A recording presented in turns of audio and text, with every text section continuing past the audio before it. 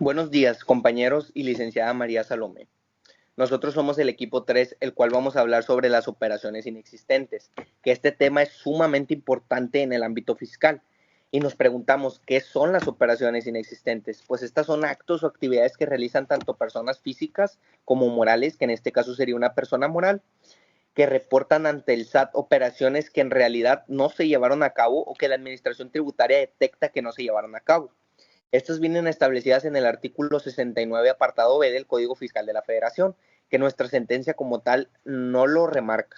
¿Por qué? Porque nuestra sentencia está más apegada a una acreditación de IVA o una devolución de un IVA. En este caso, relacionada con actividades de transporte, que en el artículo 16 de la ley del IVA nos establece cómo se acredita estas operaciones y este IVA. Más contextualizado a la sentencia a la que estamos hablando, pues debemos de saber que esta se llevó a cabo en un juicio contencioso administrativo, que el actor pues se reserva su nombre por su propio derecho. La autoridad demandada, pues en este caso sería la Administración Desconcentrada de Auditoría Fiscal de Coahuila de Zaragoza, y que se lleva a cabo en la Sala Regional del Norte Centro Segundo del Tribunal Federal de Justicia Administrativa, que ya hemos comentado anteriormente, y que ya hemos llevado a cabo quién es esta autoridad en demás clases. En los puntos relevantes que vamos a mencionar en este video, cada uno de mis compañeros, es la admisión de la demanda, la contestación de la demanda, los agravios y la resolución, que es sumamente importante saberla. Cada uno de mis compañeros va a mencionar la información que más sea relevante de cada uno de estos temas para que les pueda servir de aprendizaje, ya que debemos de tener en cuenta que las operaciones inexistentes fungen un papel importante a la hora de la práctica, y es importante prestar atención a cada uno de estos temas. La admisión de la demanda en el juicio contencioso administrativo, emitida por el Tribunal Federal de Justicia Administrativa. El caso comienza con un contribuyente que solicita la devolución del impuesto de valor agregado, correspondiente al mes de junio del 2023. El SAT autoriza parcialmente la devolución, pero niega una parte. Por ello, el ciudadano presenta la demanda ante la segunda sala regional. La demanda fue presentada el 28 de mayo del 2024 en la oficialidad de las partes. El magistrado revisa que el escrito cumpla con todos los requisitos legales de acuerdo al artículo 14 y 15 de la Ley Federal de Procedimiento Contencioso Administrativo. Admisión de la demanda fue en Torreón, Coahuila, a 3 de junio del 2024. Visto escrito en el cual fue promovido el juicio contencioso administrativo en la vía ordinaria, en contra de la resolución contenida en el oficio número 500-01-01-2024-4994. Se admite la demanda. En este auto, el tribunal no solo acepta la demanda, también notifica a la autoridad demandada para que conteste el plazo de los 30 días hábiles. Admitir la demanda no significa que está resuelto el caso, sino que inicia formalmente el proceso y se abre la etapa de la instrucción, donde ambas partes pueden presentar pruebas y alegatos.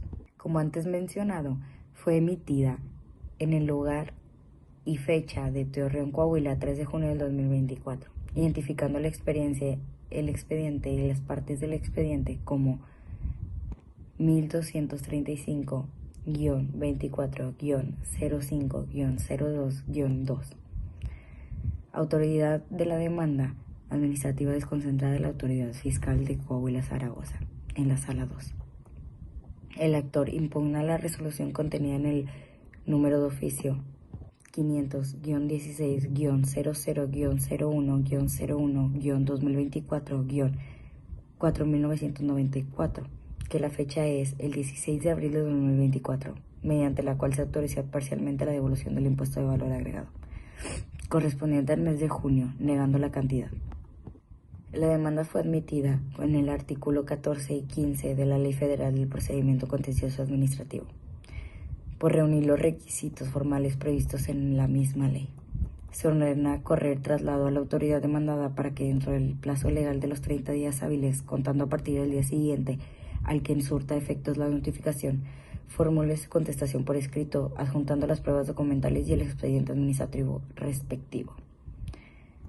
Todo debe ser formalmente notificado y firmado por el magistrado y el secretario de acuerdos, en este caso la magistrada Diana Berenice Hernández Vera, y el secretario de acuerdos es el licenciado Rodrigo Herrera Sandoval. Todo perfectamente modificado y firmado por el magistrado y el secretario de acuerdos. En cuanto a la contestación de la demanda, en este caso, emitida por la Administración Desconcentrada de Auditoría Fiscal de Coahuila de Zaragoza, esta fue interpuesta oportunamente en la fecha del 20 de agosto del 2024, en la cual la autoridad ya citada sostiene la legalidad de la resolución impugnada por la parte actora.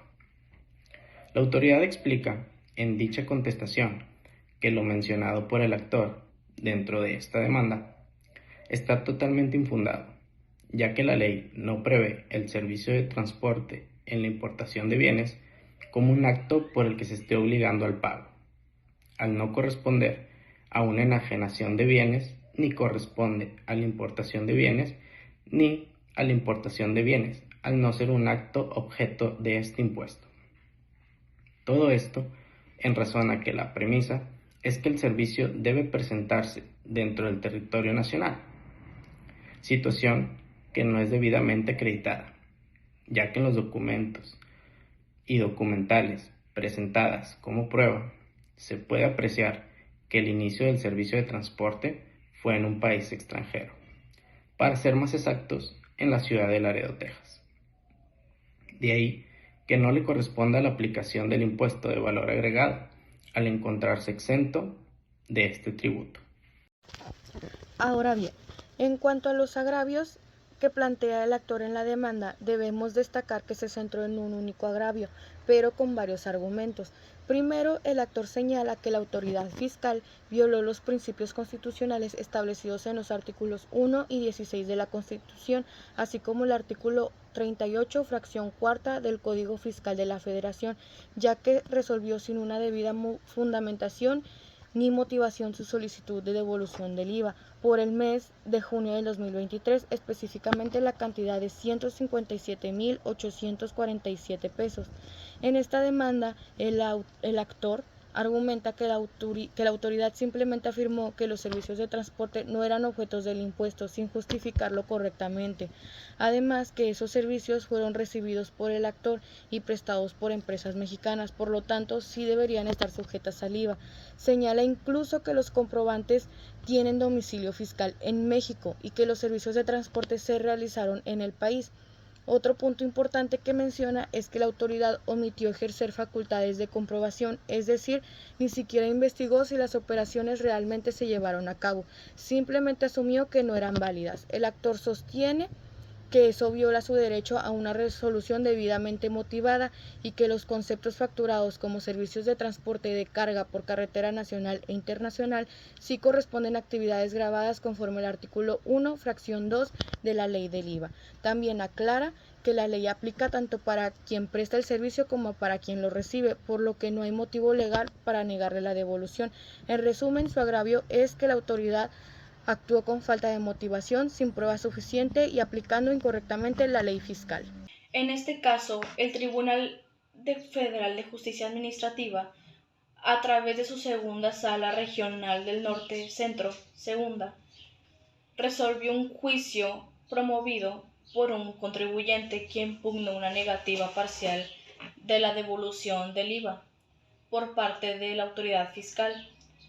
La autoridad había negado el valor de 157.847 pesos, argumentando que los servicios de transporte eran no objeto del IVA y que los honorarios contables no se vinculaban directamente con la actividad económica del contribuyente.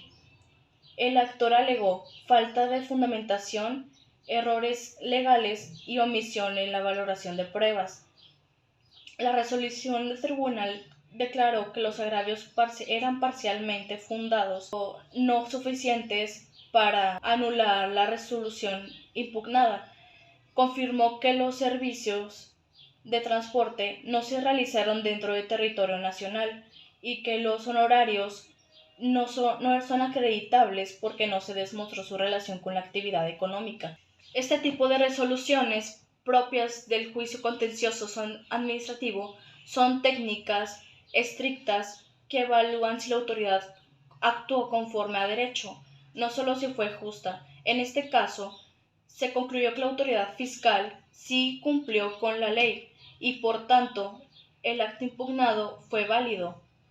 Así el tribunal resolvió confirmando la negativa de la devolución, reafirmando que la carga de la prueba recaía en el contribuyente y que debe acreditar con claridad el cumplimiento de los requisitos fiscales.